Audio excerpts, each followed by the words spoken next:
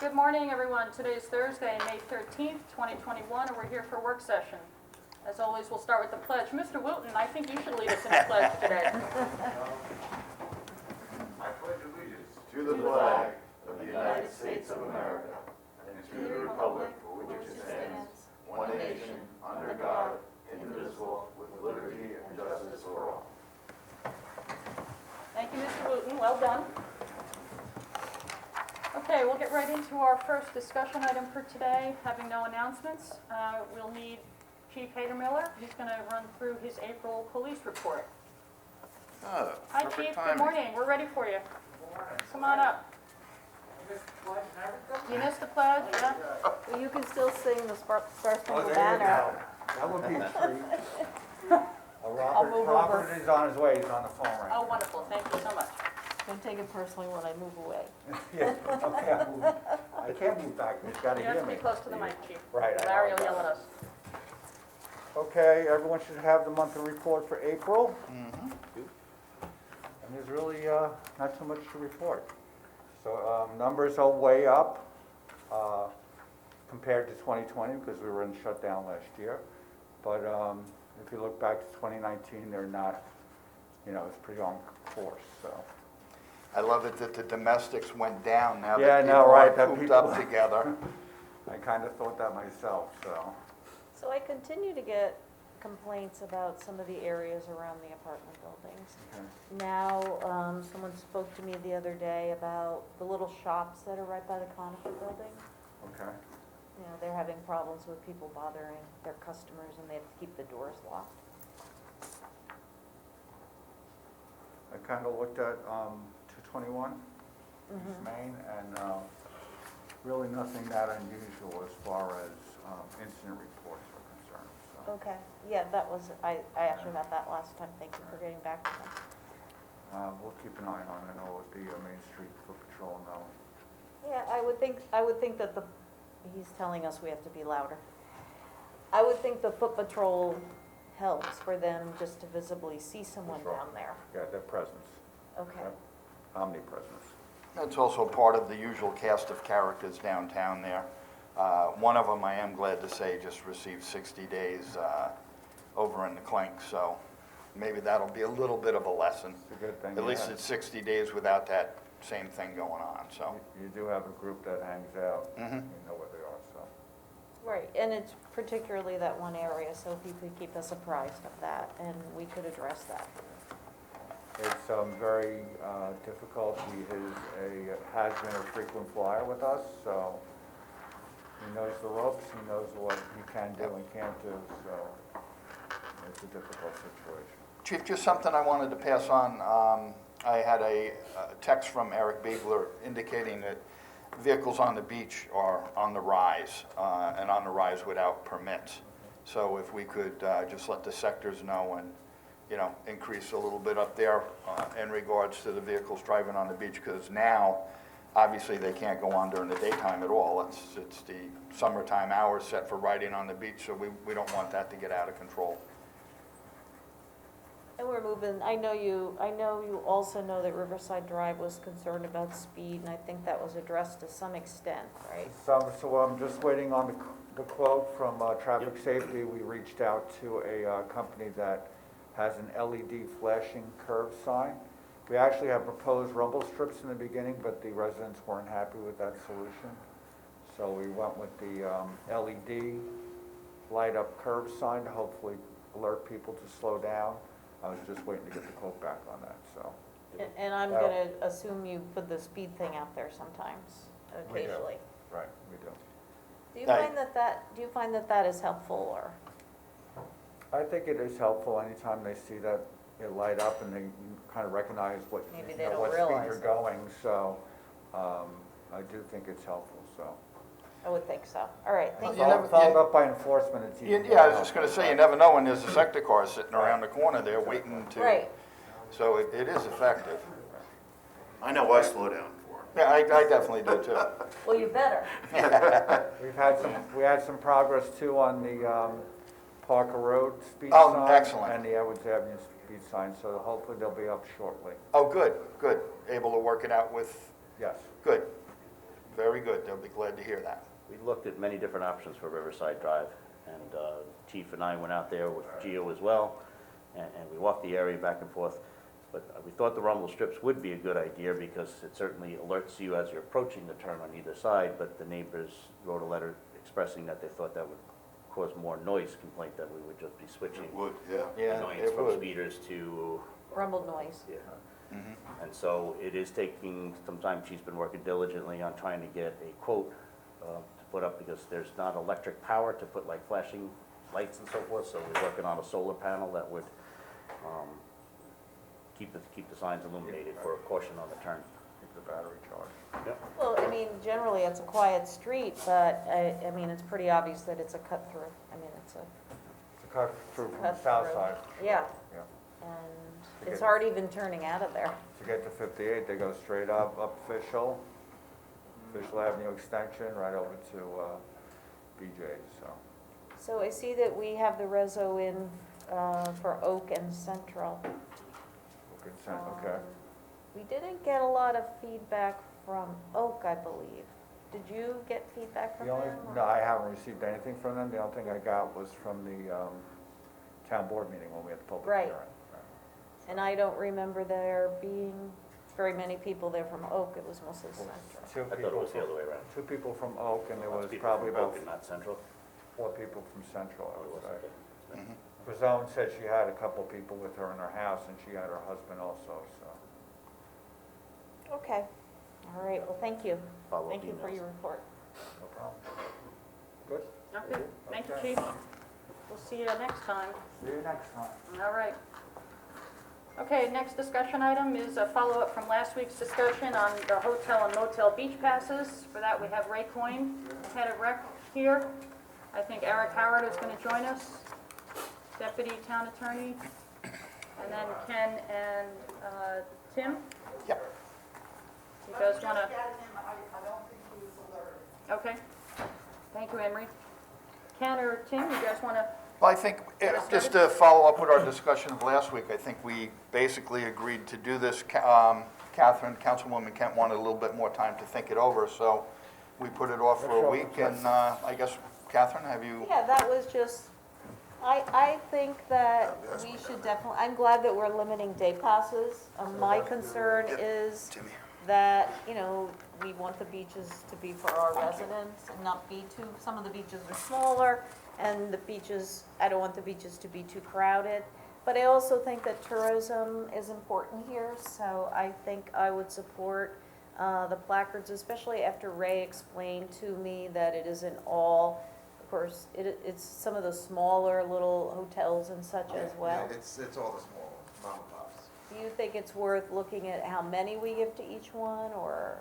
No, I mean, It's worked out It's been pretty going well. on for 30-plus years, and we've never had Right. an issue. You know, we always keep it the same average. You don't take advantage of it. Well, I think this is, you know, limiting the day passes helps us control how busy the beaches are. Maybe we monitor them more, a little more enforcement, but I think tourism is important and our small businesses, so I think we should probably stay with the placards for the hotels. I spoke a little bit to one of the larger hotel managers, and they don't give them out very often. They're not requested. They have them, but they're not used that often. And so I really think the number of people that we're adding to our beaches by allowing this to happen is minimal. Yeah, I And I agree. think Yeah. it goes a long way in the tourism for, especially the mom and pops, to have that little plus to offer their people. Yeah, that's Yeah. the same feedback I got as well. Yeah. They have them, but they don't really use Yeah, them a people lot. that come out here tend to want to, if you're staying in a big hotel, Right. you're probably going over to the ocean. You're not necessarily going up to the Sound or the Bay. And that's what they felt, and the people that said, you know, they'd ask for directions, what beach to go to over on Dune Road or whatever, more so than looking for your town beaches. So I'm comfortable with it. I think it's not a big, you know, it doesn't add a lot of capacity to our beaches, and I think it's something we should provide. Right, and I'm in agreement. I am also in agreement to limit the day passes for now. But I think that, you know, this is business friendly to give these placards to the hotels. And so if they're not really used that much and they're not actually filling up our beaches, I think we're Right. okay. Ken, did you want to add? Is there a way that the placards could designate like a specific location? In other words, are the hotels, are they all generally going to one particular beach, or is it like a? Yeah, for the most part, Who are using them and where are the people going? it's mainly down in Jamesport. So they usually use the South Jamesport Beach. So we could designate the pass, but since they're hang tags now, to just South Jamesport Beach, we can do that. I'm not saying just put them in, but that it would be more balanced, in other words, that it's not a giant influx of everybody's getting them here, you know, in Main Street and headed to Wading River Beach or something, and it's like, you know, maybe if the pass is specific to a beach, maybe they could be spread out a little bit more, if you think. But from what I recall, you only said there was about 35 of them, is that right? Yeah, and that's 30 spread a lot. around 6 or 7 cottages, you know, so they're not that, if it was like the main hotels with, you know, hundreds and hundreds of rooms I could see, but these are really small places, so. And that was helpful for me when you shared that information. Yeah, the other reason maybe to keep track of where they're using the placards is just because some of the beaches have much smaller parking lots. Wading River, Yep. Reeves Park, don't have the parking that Jamesport and some of the bigger beaches Yeah, have. Jamesport and Pier have the big parking lots. Right. But just to divert back to kind of the code portion of this conversation, right? Eric, there's currently nothing in the code that allows for the enforcement of this, which is kind of the meat of this argument, right? Yeah, that's correct. Okay, so So- can you expand on how you're proposing we fix that? Okay, so it's just a basic code amendment. It's in addition to Chapter 211, 211-14B. Right now it would be subsection 5. And what I did was I reserved the fee. The fee for them on an annual basis would be set by town board resolution. I wasn't really sure how we wanted to, there's provision in there for how the passes are gonna look and where they're gonna be affixed. And so I sort of just came up with something that would be more or less consistent with where we have our residents put their passes. So I don't know if we wanna change that to something else entirely, or if we want to put that in as the appearance and the location that the permit will be affixed will also be set by town board resolution. This way it can be changed from time to time. I mean, I know there's a little bit of urgency on this, so that might be the way to go, so that, you know, in advance of next season, if we want to come up with a more permanent solution, we can do that. Okay, Yeah. so the hanging placards that Ray is speaking of that would hang from the rearview mirror, this potentially would be different than that? Yeah, that's not what I have in there right now. Right now, I have in a clear plastic case to be designed and affixed temporarily to the interior driver's side rear window.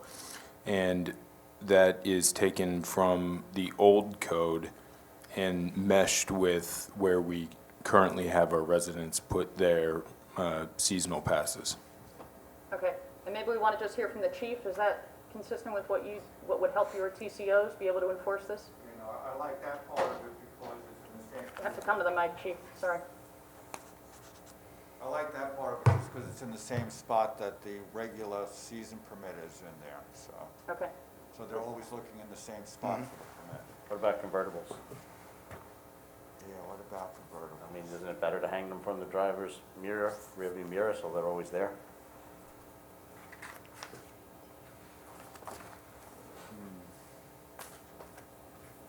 Yeah, so if the convertible's down, then you have a permit just hanging from the mirror. I don't like that idea too much either, so. Okay. I would say that some windshield, either, I guess the front windshield or something like that. So at the proper protocol, next this would go back to code revision, right, and just to get an opinion It's- on it and then go to resolution, resolution for publish and post, right? right? Yeah. Just keep in mind, most of this, they go on the driver's side rear window, so they don't go in the front. And we used placards in the past until we went out and bought these hang tags, because people duplicated the placards, and they really got messed up with, I mean, we put them in the sleeves, but they still got moshed, ripped, and stuff like that. We felt putting the hang tags on, not only were consistent, but they're easily transferred, and they're very well made. So just keep that in mind, that's all. And like Eric said, I kind of support getting this done for this season. Yeah. You know, and then if we need to change it next year in advance of the season, that would be an option.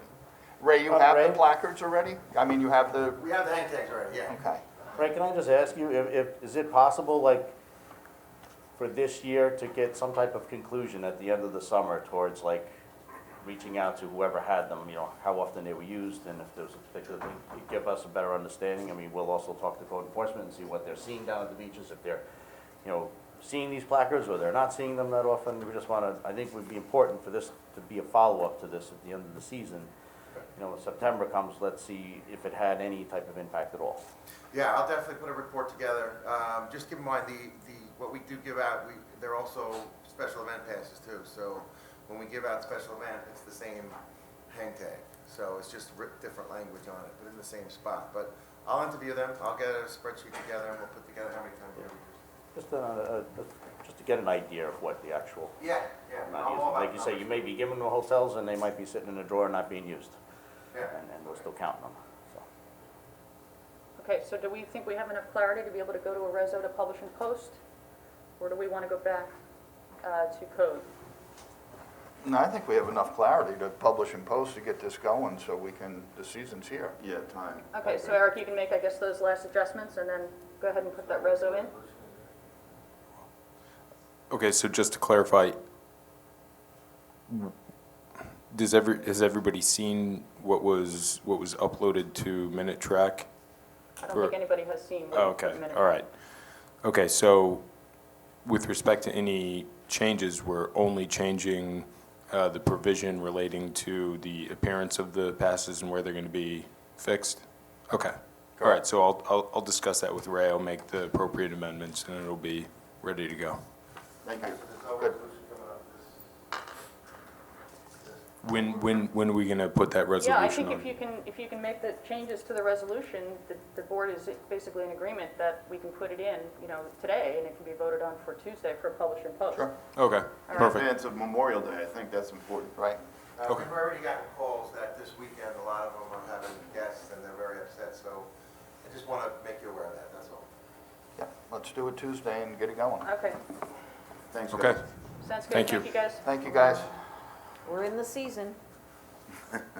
Okay, next up is matters surrounding the recent legislation for marijuana. For that, I'm going to ask Anne Marie Prenente, Deputy Town Attorney, to come forward and kind of give us an update of where we're at with this.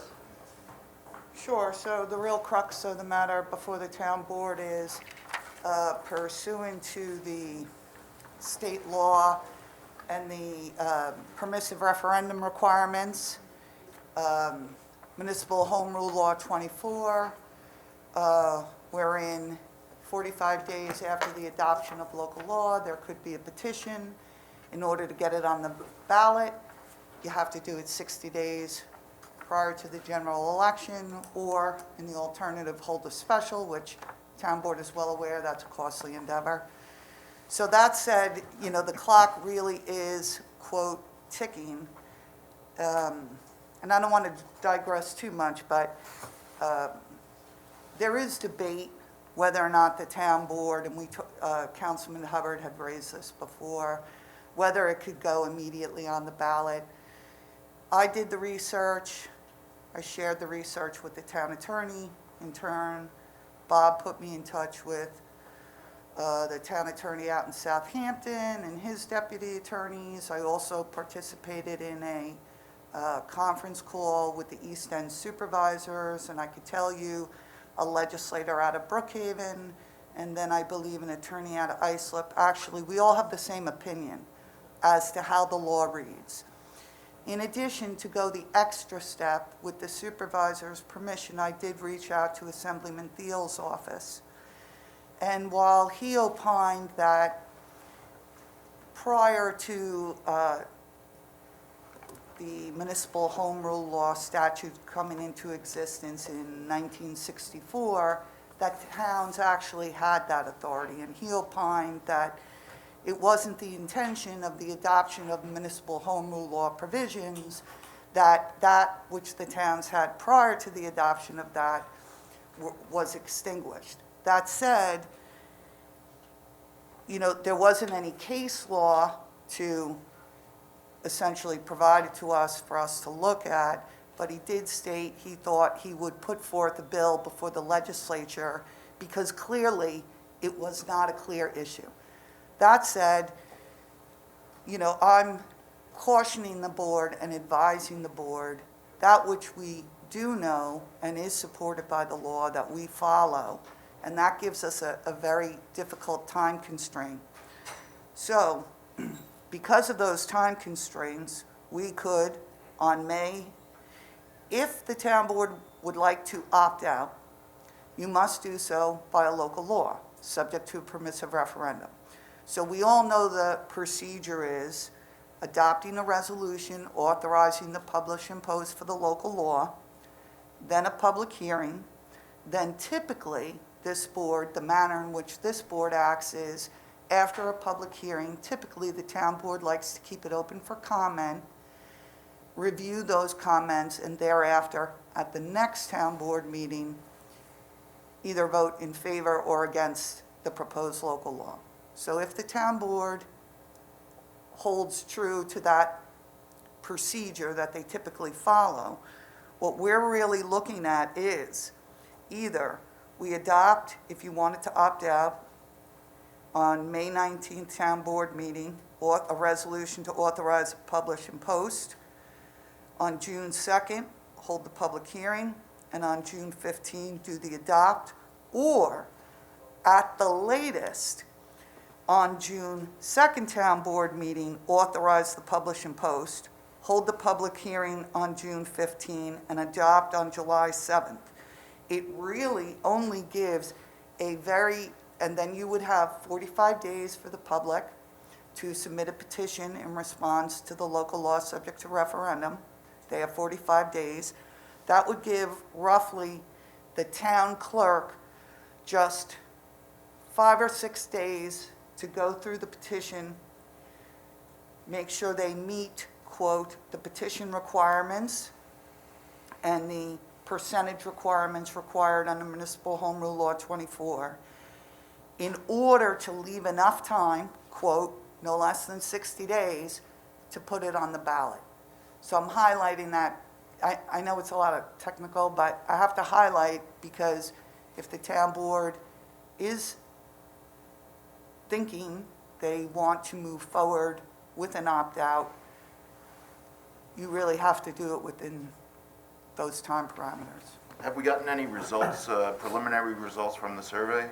So I spoke to the supervisor and,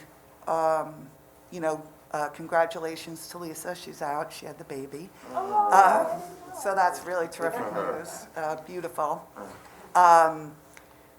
So normally she was tasked to do that, so the supervisor, I questioned her, and she said she will, without a doubt, have it for you no later than the town board meeting on Tuesday, but I will share with all of you, I looked at the rough results.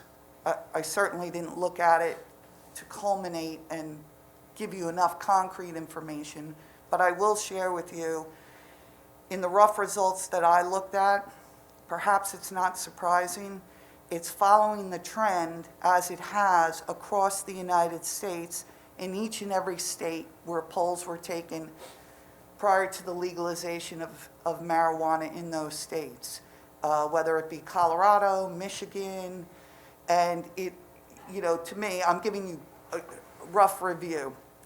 It's following the trend, it looks like about 60-40.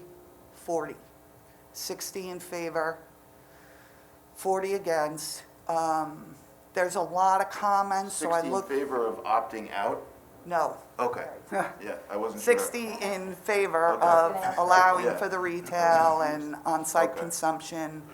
And I will tell you, I looked at a couple of the comments, and there's a lot of comments. Yes, I'm in favor, absolutely, do it now. But then there's other really very considerate comments that I know that the town board appreciates regarding the welfare of the children, issues regarding distancing from the schools, concerns about driving under the influence. I mean, those are all the matters that you yourselves have raised from the get-go. But the supervisor on Tuesday will have those results and present them to all of you. If not then, perhaps even sooner. So we're really only looking at, what everybody needs to understand is that we're really only looking at whether we have dispensaries here or not. And because people can already grow it, possess it, and store it, and that's not something that we are, that's already set and we're not regulating that. Correct. So for me, I am not in favor of opting out. I understand the concerns, but I think that it's better if we really regulate that and we really restrict where it can be sold and what hours, and that we're very careful in making those decisions because, well, we're not a wealthy town. And, they're going to be, a few miles away in another town, they're going to have the dispensaries. So, I would be in favor of being really, really looking at it hard. We don't have a lot of time, so I want to get moving on it. For me, I don't want to see these dispensaries in the downtown area. I'd rather see them in an industrial area or somewhere on Route 58 perhaps. Now, Anne Marie, we can limit how many we have as well. Yes, so the councilwoman makes a good point, because even if the town doesn't opt out, you probably already know from the sale of the Van Wettering greenhouse, the state of New York has made it clear, after December 31, licenses will issue for processing, growing. So they're going to come fast and furious shortly after the first of the year. Plus, the rules regarding ability to grow at home, ability to possess, those are effective, So I've been researching the, for lack of a better word, perhaps more conservative states and how they've approached the time, place, and manner restrictions. And the councilwoman is on point that in those areas, particularly I was looking through several different counties and towns in Michigan, they not only address time, place, and manner, they address saturation limits. And it really seems key in Michigan because almost each and every time, place, and manner has saturation limits. So it's something. For argument's sake, could we say by resolution that we only want one in each of the hamlets of Riverhead? Yes, Right, we can limit. We can be restrictive to Yes. that degree. yes, And that's my point here. I would rather we be in control so that we can be as restrictive as we wish. And I think we need to get, we should have, and we don't have a lot of time, so we need to have discussions with our town attorneys and our law enforcement. and probably planning, yeah. Planning, and, really make decisions. Of course, we've all discussed not wanting it near schools, and, I think we need to be very careful and very restrictive about where we have it. Right, and it's interesting because the statute provides a specific distance from a school or a church. However, this town board could actually extend that and not only do a distance from a school or church, you could include a daycare, you could include a town park, recreational facility, a private recreational facility. And those are the things that the different counties and towns in Michigan have done. They've kind of expanded it to prohibit in proximity to a host of areas that really relate to children and recreation. My understanding of the law that came down from New York State is that anywhere that tobacco is able to be smoked, this will be able to be smoked as well. But that's not what we're looking at, Right. right? That's correct. We don't have, yeah. Yeah, I think we don't have So we would have to jurisdiction over that. literally restrict tobacco and marijuana if we wanted to do that. Because the New York State law says it's okay wherever tobacco is smoked. I don't know that I necessarily agree with that. Okay, and- I'm asking, I'm not saying. Yeah, and there's a lot in here. So it's interesting, I will share with you also, some of the comments talked about, we should allow it wherever alcohol is, and if you can drink in a bar, you should be able to smoke. Well, according to New York State law, you cannot consume marijuana in an establishment where alcohol is also sold. So there's a lot of different technicalities and nuances, and I'll definitely go through on that issue. Yeah, I mean, and get because you clarity can't on smoke tobacco in a bar either, so of course you can't smoke marijuana in there. But having both of them, marijuana and alcohol, would be problematic probably as well. it. Right. That's why they probably prohibit it. Right. Well, but- and Frank, that's what I liked about the CAP presentation, actually, and this is something they talk about all the time. They talked about, you know what, we need to look at all of these. Vaping, alcohol, we need to look at all of these things.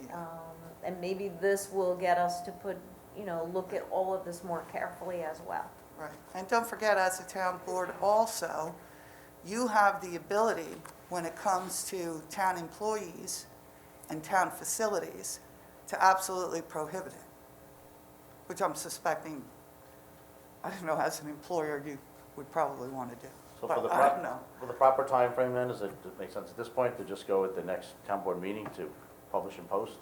June 2nd really is the latest we can do it, To right? opt, Is it too late to to do it opt, next? to opt out. Right. Yeah, At any time, you can, if you determine not to opt out and instead regulate it under time, place, and manner, you could do that at any time Yeah. prior, in my opinion, to December 31, because you would want it on the books. but to alleviate the time factor, the concern of how much time you have to do that, does it make sense to still keep all choices on the table? So by doing the publish and post right away, we can always decide to accept it or not, right? Well, I'll follow the direction of the town board. If you want me to prepare it, a publish and post to opt out for the June 2nd, I'll do that. If you want me to start working on time, place, and manner, I'll do that. If you want me to do both, I'll do that. Whatever the town board wants. You don't need to prepare the publish and post for June just yet, right? We still would have another week or so. This could come back to work session if the supervisor and the town board want to go that route. You really don't have to prepare that just yet, right? Sure. Well, I was just But responding to the but question. why not just do it so that we keep the time frame, that something goes wrong, any type of emergency events or anything that happen, that we don't miss, let's stay within the appropriate time frame and give ourselves a little time. So if we listen to the public and we need a little more time Right. to take all those comments in, I'd like to get as quickly to the public hearing as we can so that we get public feedback before we make the final decision. So in the interest of time, I think we should start right away at the next available board meeting to get it going. Okay. Yeah, I think it's imperative to hear what the public wants us to do on their behalf, no doubt about it. Yeah, we need to see the survey, number one, Right. and the results and the comments. Right. Just keep this in mind, from what I understand, Southampton is leaning towards favoring dispensaries and lounges in their township. So if we opted out, theoretically, there could be one 50 feet across the Right. river on Peconic Avenue, a dispensary or a lounge, and that's right in our downtown area. So that's something to consider also. Right, and the town board can appreciate the fact that Southampton has the Shinnecock Reservation, is it the Shinnecock Res? And so they're going to be, quote, I believe, retailing marijuana. So for the town of Southampton, knowing that within its boundaries and borders already, I could understand the position that they're taking, and you're absolutely right, that's our neighbor. Right, and then, to have one selling there and they're reaping the benefits of the taxes from it, and 50 feet away, it's still really in our downtown, and we're losing out on it. So it's something we have to consider for sure. Right. I do want to see the survey though. Yeah, Yeah, I mean, my understanding is that I'm understanding from you that the survey was generally in favor. yes, But, obviously, we do want to look at it, and it's Right. always good to hear from the public. right. But, yeah, that's my concern is I want to make sure if we are not going to opt out, that we have time to figure out exactly where we want it, and that we can be very restrictive about it, and I don't want to be down to the wire figuring that out, so. So I guess, based upon Councilman Rothwell's suggestion, you could almost look at it like an opportunity to have two polls. One, where you're going to get the results back on Tuesday, and then if you move forward with the publish and post, you would have a public hearing, and the public could be front and center, and you may decide after the public hearing, no, we're not going to opt out, we're going to do time, place, and manner instead, and have a maybe more of a level of comfort. It keeps all viable options alive within a time frame. Right. So I think we should do it. Okay.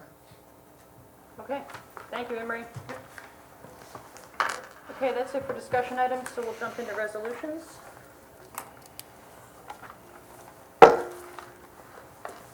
Everybody have them? They need a minute? Good? Okay, resolution number 1 authorizes the town clerk to publish and post bid for additional concession vendors at town parks and beaches 2021. Resolution number 2 awards bids for concessions vendors at town parks and beaches. How does that go with number 1? I mean, we got bids, we just didn't get enough, or, Yeah, there apparently was a lot of machinations, a lot of moving parts with this. Anne Marie, you may have more on this than we do, what we spoke about yesterday with the bids. for the beaches, for the beaches, concessions? The concessions. So the recreation superintendent and the purchasing agent worked very hard, and they came up with a plan this year. And they were really hoping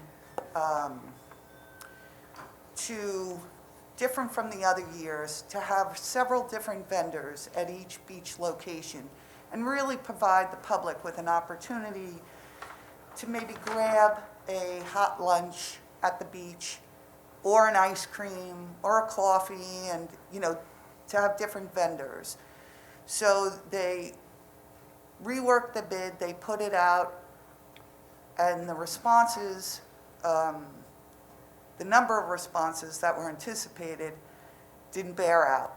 And instead, the vendors had a lot of different comments as to why they didn't submit a bid. So it's going to go out for rebid. Obviously, time is important because our beaches are opening up. That's why it's late. So Ray worked again with the purchasing agent, and they think they've worked it out to entice more bidders to bid. Okay. Good. Thanks, Emery. Thank you. Resolution number 3 authorizes the town clerk to publish and post a notice to bidders for uniforms and work clothing. Number 4 authorizes town clerk to publish and post notice to bidders for diesel generator maintenance.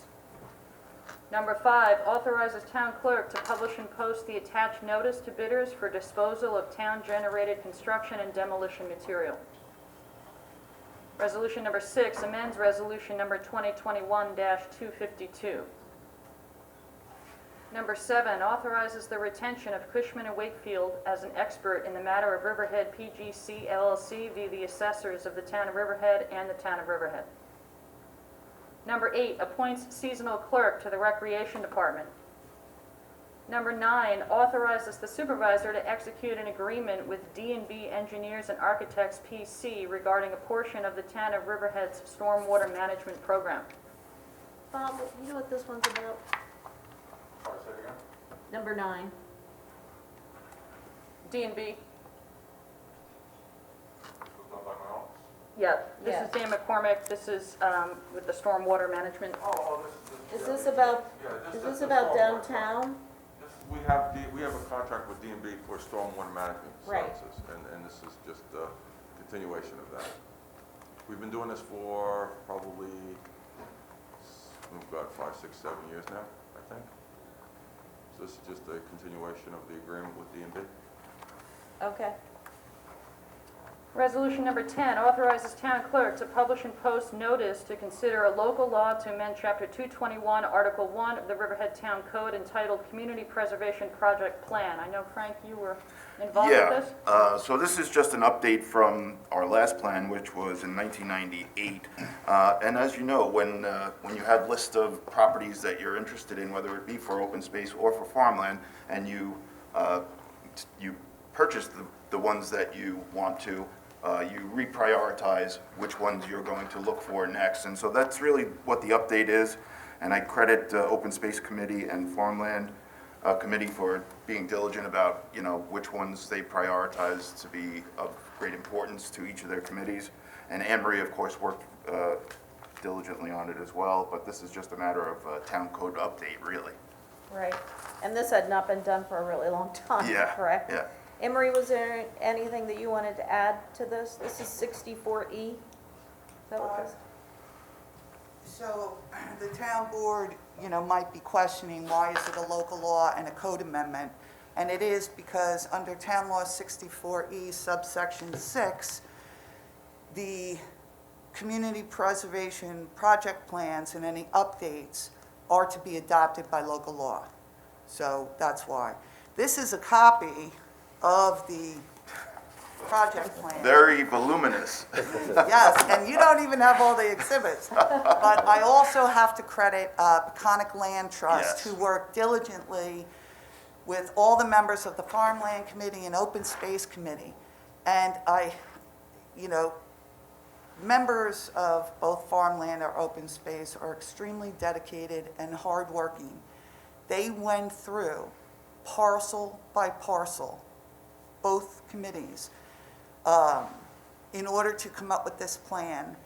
And the Open Space Committee actually recently, with the assistance of Councilman Bayrod, has updated all the priority lists with the county as well. So it's a true updated and comprehensive document, and it's actually, I think, an interesting read because it talks about the history of the town of Riverhead's preservation efforts for both open space and farmland going back decades. I mean, we were really out in the forefront on it, and I think anybody driving through our town, our community, sees that I think we did a really good The job. achievements of the efforts, no doubt about it, for Yeah. quite a long time. And just a note for the public, those attachments were too large. We couldn't, Yeah. town clerk's office tried, but was not able to attach those to the actual resolution. So they're listed on the town website separately as attachments for, under today's work session. Great. Okay, thank you, Henry. Yep. Resolution number 11 authorizes the supervisor to issue a letter to the Suffolk County Department of Health Services allowing the use of Pine Barrens credits originated from property located in Riverhead, 400 Town Line LLC. Do we know what's more valuable right now, a Pines Barren credit or a TDR? I do. Pine Barren credits are about $90,000. PDRs are somewhere in the round of 55 to 60. Okay. Thank you, Frank. Thank you. Councilman. Frank. You were ready with that. Number 12, sewer capital project number 20031, Riverhead Sewer Treatment Plant Upgrade Closure. So just wondering which account this money's going back into for this. Bill? Bill? This is the plant upgrade? Yes. So this is the project that we already bonded for? I can't hear you. This is the project that we already bonded for, so the money has to go back into that account and help defer bonding. You probably should say that at the mic or maybe Bob's mic or something. Just come up to the mic, Bill. Thank you.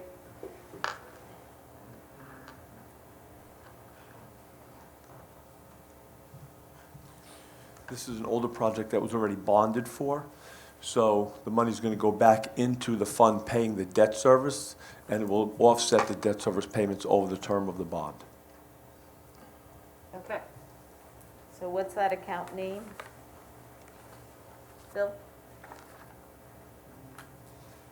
It winds up going into fund balance, and it's assigned for future debt payments. All right, thank you. Thanks, Bill. Number 13, authorizes the supervisor to execute an agreement authorizing the town to accept funds from Suffolk County Office for the Aging to supplement the town's residential repair program for the elderly. And I believe we're still looking for a person to hire for that position.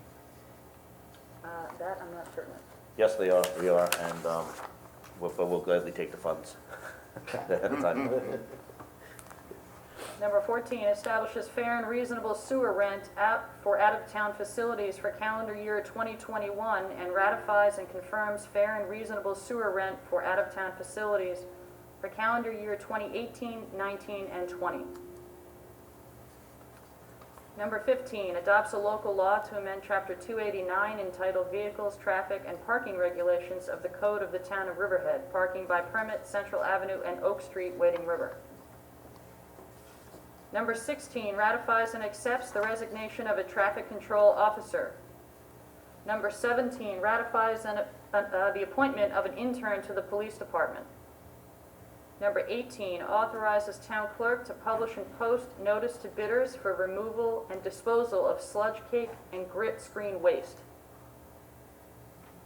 Number 19, authorizes supervisor to execute a stipulation with Local 1000 AFS CME, AFL-CIO Riverhead Unit of the Suffolk Local 852. And that's it for resolutions. So in a moment, I'll ask for a motion to enter into executive session to discuss two items on the exec session agenda, which are personnel matters surrounding the hiring of an employee and legal matters relating to modifications of a contract with AT&T. Can I have a first and second to enter into exec session? So moved? Second? Okay, thank you, everyone.